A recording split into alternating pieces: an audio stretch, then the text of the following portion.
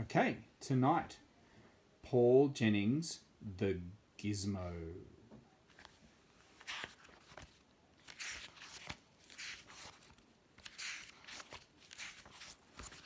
Here we go. I have never stolen anything before. That's why I'm not feeling so good. I think I am going to be sick all over the stall. I look at the electric gizmos all laid out for people to buy. What if I spew up just as I'm taking something? What if I vomit right when I lean over the counter? Everyone at the market will look. The police will grab me. They will tell my father. It will be in the papers. Everyone will know about the boy who was sick when he was trying to nick.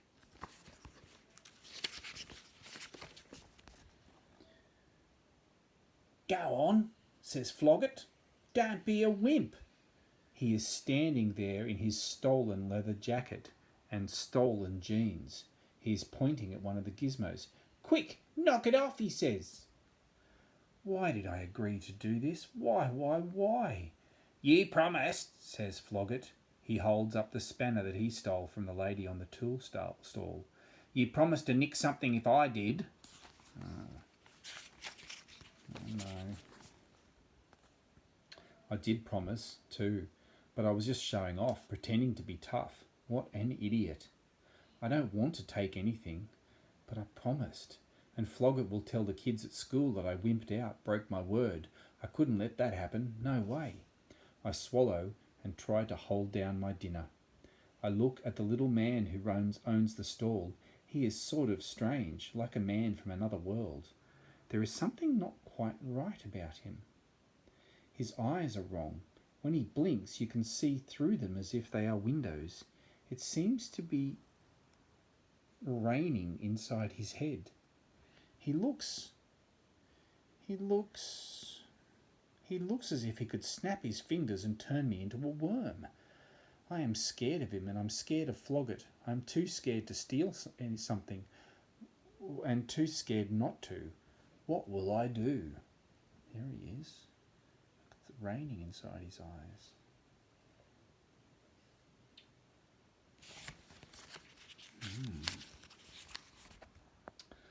The little man bends down to tie up his shoe. It is almost as if he is daring me to take something. Behind him I see a sign that says, "Thieves will be punished." "Quick," whispers Floggett. "This is your chance. Go, go, go." It is now or never. I close my eyes and grab something from the counter. I don't even know what it is. I turn and run. I scamper off like a terrified rabbit. I hear Floggett's breath and pounding feet as he runs behind me.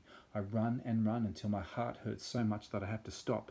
I collapse into a heap behind a hot dog stall. I wait for the screams and shouts. I wait for someone to yell, "Stop, thief!" But no one does. "Woo-wee!" yells Floggett. "You did it!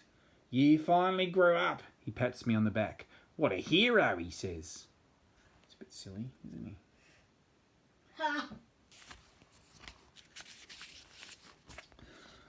Floggett grins at me. He is glad that I have done what he has done. He is glad that I am a thief like him. We both look at the gizmo which I still hold tight in my hand. It is shaped like a ball with little coloured windows in it. When I look in the window, I can see that it is raining inside. The ball is made of steel and has a button saying on, but there is no button saying off. I have never seen anything that looks like this before. To be honest, it gives me the creeps. I do not feel like a hero. I am a thief. 2 minutes ago I was a normal boy, just a kid who owned a pet mouse and a broken bike with the best mum and dad in the world. And now I'm a thief. I have stolen something and I don't even know what it is. I feel like a worm of toothpaste that has been squeezed out of the tube and can't get back in. "What did you get?" says Floggett. He stares at my stolen loot. "That belongs to me," he says. "I get to keep it for teaching you how to flog." "You can have it," I say sadly. I don't want it. There he is looking at Floggett wants it. That's the gizmo. Alright. "Push the on button," says Floggett. He does not seem quite so keen to take the gizmo now. Maybe he is scared of it. We don't know what it does, I say. Yeah, says Floggart. You'd better go back and pinch the instructions. A shadow falls over us. We both look up. A security guard is staring down. He wears a blue uniform. He is looking straight at us. Hey, you two, he says.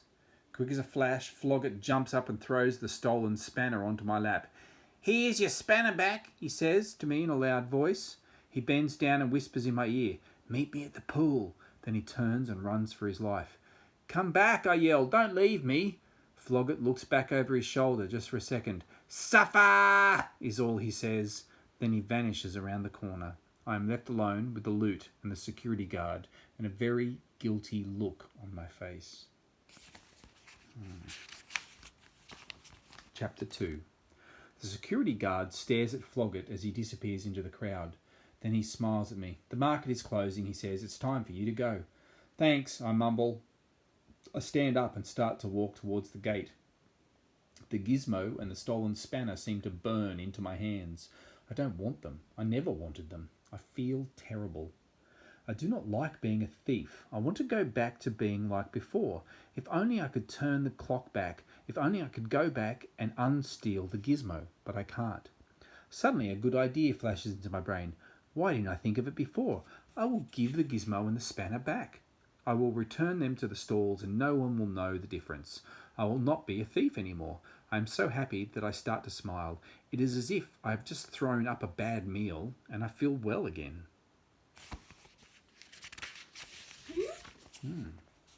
I jog over to the tool stall. The lady is putting all of her goods onto the back of a car. Is this yours? I say in a trembling voice. The lady glances at the spanner and then gives me a funny look. So there it is, she says. I wondered where that was. I thought someone must have stolen it. Thanks. She takes the spanner out of my hand. I go red in the face and stumble off. She thinks that I stole it. I can tell that from the tone of her voice.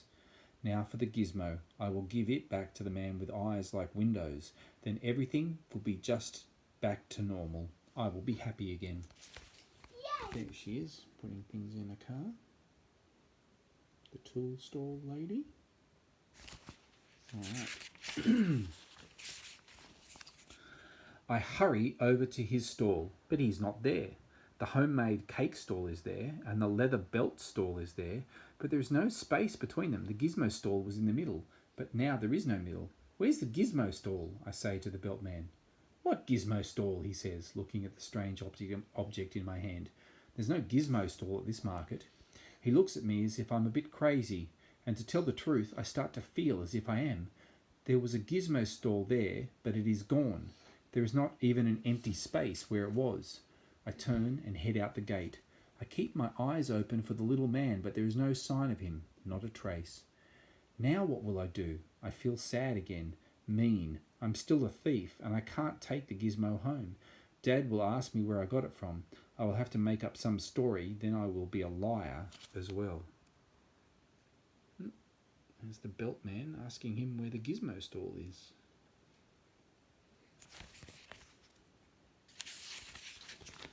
Okay.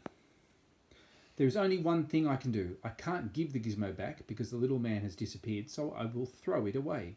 I pull it out of my pocket and toss it over a fence into someone's front garden. Then I head for home.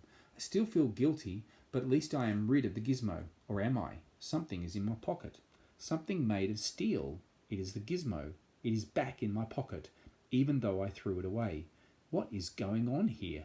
Am I going nuts or what? I threw it over the fence. I know I did. And now it is back in my pocket. It won't go away. I wish I'd never seen the rotten thing. Okay, let's see what is going on. I put the gizmo on the footpath and watch it. Nothing happens. It just stays there. Goodbye, I say. Goodbye for good. I start to back away along the footpath. I don't take my eyes off the gizmo, and it doesn't move. Finally, I reach a corner. I turn around and run like crazy. I go like the wind. I am the fastest runner in the whole school, and if anyone can get away from the gizmo, it is me. I pelt up the road and along the railway bridge. When I reach the bridge, I stop and pat my pocket. The gizmo is back inside.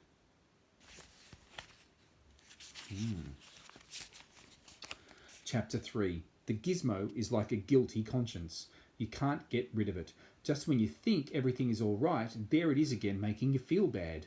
I stand on the bridge and look down onto the tracks. A train is coming, a goods train pulling carriages filled with coal. I take the gizmo and hold it out over the tracks. The train roars by way below. Goodbye, I say, and let the gizmo drop. It spins down and falls into an open coal carriage. Straight away I start to feel better. Now I can go home and forget about one of the worst days of my life.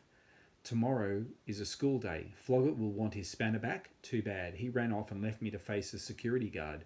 If he calls me a wimp, I will have a few things to say to him. I start to make a speech in my mind. Floggart, I say to myself, you are a coward. You ran away and left me to get caught. I know, really... where is it?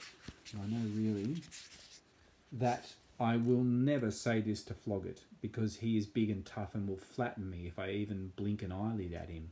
Still, it doesn't hurt to dream. My daydream is suddenly interrupted. I feel something in my pocket. Oh no, the gizmo. It is covered in coal dust. It is back, and it is mine forever. There is just no getting rid of it. Maybe if I press the on button again, it will go away. Carefully, I put my thumb on the button and press it. The gizmo starts to hum. Very softly, but nothing else happens. It is very disappointing. Then, after about 20 seconds, it gives a loud beep and falls quiet. A tall man who is jogging along in a tracksuit gives me a stare as he goes by. He looks a bit funny in his outfit. Red and yellow socks don't really go with purple pants. He looks about as silly as I feel.